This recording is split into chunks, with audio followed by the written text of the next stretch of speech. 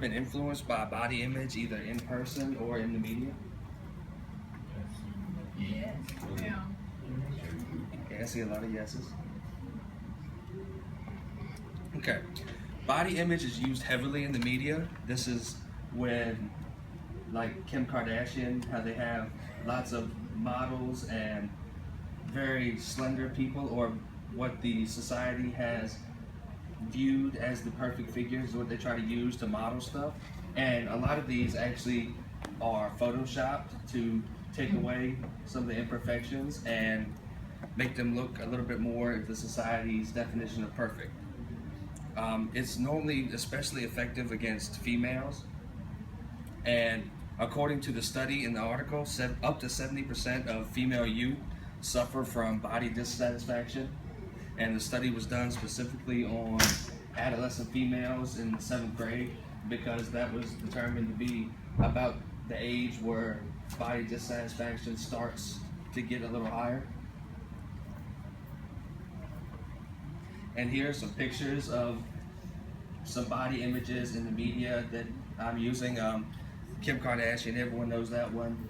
That has been a big one in body image in the media.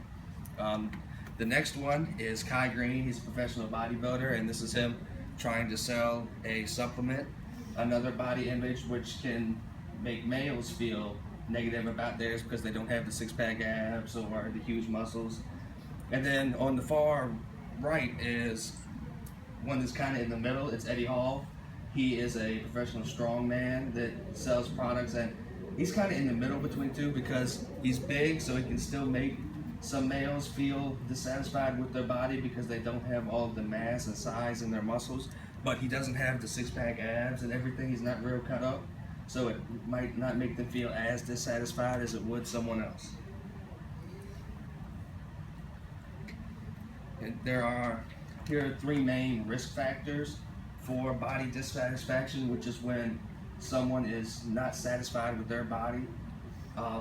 The first one is body comparison, which was shown in the study was when just the students talked to each other about their bodies, and it made some feel uncomfortable.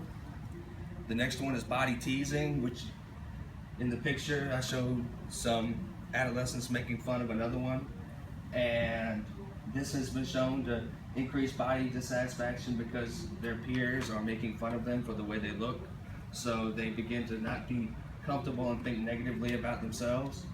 And then the third risk factor named in the study was puberty, which was called a risk factor just simply because of the changes the body's going through, and some people mature faster than others.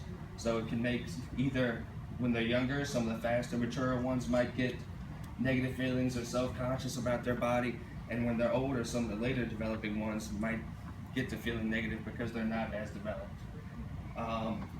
Body comparison and body teasing can both be combated, which is what they did in this study.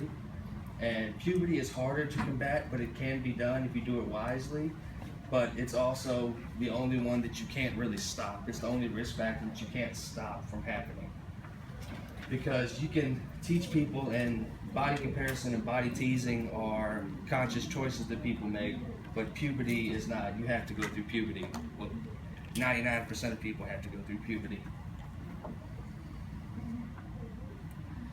Alright. Body image and persuasion can be used in both of the routes. It can go through the central route, which is where you think more about it, and it's more of an intelligent decision because you might have people naming health risks.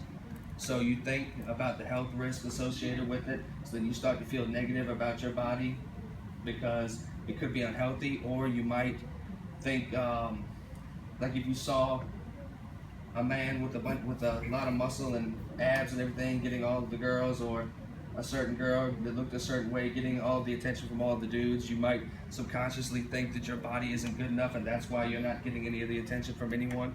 So it can lead to negative thoughts about yourself. And in the peripheral route, which is where it's like subconscious, where you don't think about it as much, would be when you're watching a commercial and you see someone walk down in a good dress, or someone wearing a certain pair of shoes or something, and you think that, oh, well, they look good, but subconsciously you're thinking that that dress wouldn't look good on you. Or if you go clothes shopping and they don't have anything in your size, subconsciously you might think negatively of yourself because they don't have any clothes your size, so you'll think something's wrong with you. The method that was used in this study was an interactive method because they said that that was more effective than just a lecture. The subjects were not chosen randomly. They used the first half of the school year. They chose around 100 7th grade girls and put them through 3 months of classes about, it's called Being Happy with Me, where they learn to be happy with themselves and try to combat some of the risk factors for body dissatisfaction. It was proven that the method was effective because it said that the ones in the tested group for the 3 months that went through the Happy with Me classes had a lot less dissatisfaction and a lot less of the risk factors were happening with them than the second group, which was again around 100. I think it was 90 was the exact number, that just had their regular classes for the second half of the school year, and the dissatisfaction and risk factors stayed the same with them while it lowered in the first group. And here are some positive examples of body image that can be used in the media. The first one is a plus size model, because we know that in society, weight is normally a big issue for images with especially women. And so this plus size model is actually a positive example because it's showing that you don't have to be a size 1 or 2 to be beautiful. And the second one is Ray Williams. He is a professional powerlifter that weighs about 360 pounds, because weight can also be a big thing for men.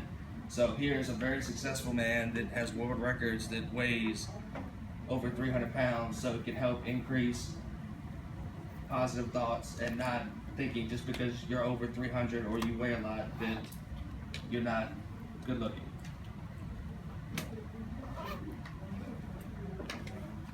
Any questions?